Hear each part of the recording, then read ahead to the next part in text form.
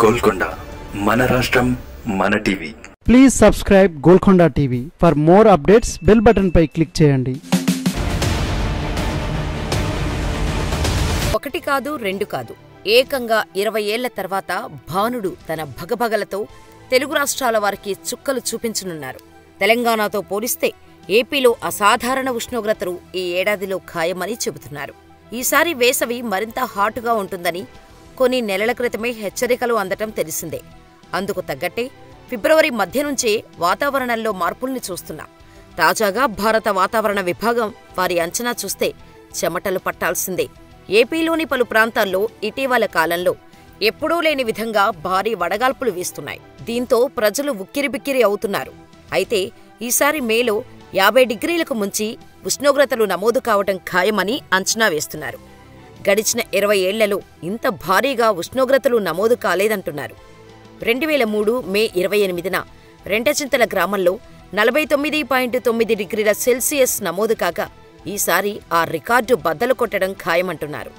1875లో IMD ఏర్పాటైన తర్వాత నుంచి ఇప్పటి వరకు ఏపీలో రికార్డు అయిన అత్యధిక ఉష్ణోగ్రతల్ని గమనిస్తే 2003లో రెంటచింతలలో నమోదైనది అత్యధిక గరిష్ట ఉష్ణోగ్రత. ఆ తర్వాత స్థానాల్లో ప్రస్తుత తూర్పుగోదావరి జిల్లా నిడదవోలులో 1962లో మే 26న 48.2 డిగ్రీలుగా నమోదైంది. గన్నవరంలో 2002 మే 11న 48.8 డిగ్రీలు, నంద్యాలలో 1994 మే 11న 48.2 డిగ్రీలు, మచిలీపట్నంలో 1906లో మే 25న 47.8 డిగ్రీలు నమోదయ్యాయి.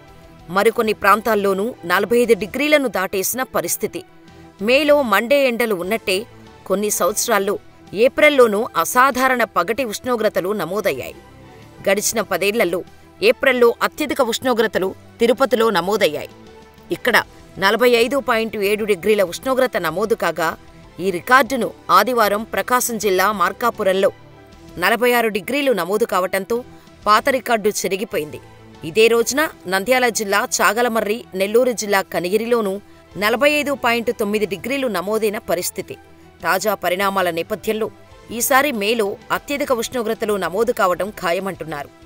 ఈసారి 50 డిగ్రీలను పగటి ఉష్ణోగ్రతలు దాటేయటం ఖాయమని ప్రజలంతా అప్రమత్తంగా ఉండాలని హెచ్చరిస్తున్నారు. Be careful.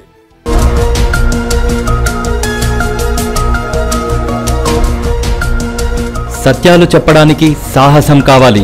నిజాలు చెప్పే పత్రికలు రావాలి. నిజం మా నైజం. మెట్రో పక్క తెలంగాణ దినపత్రిక.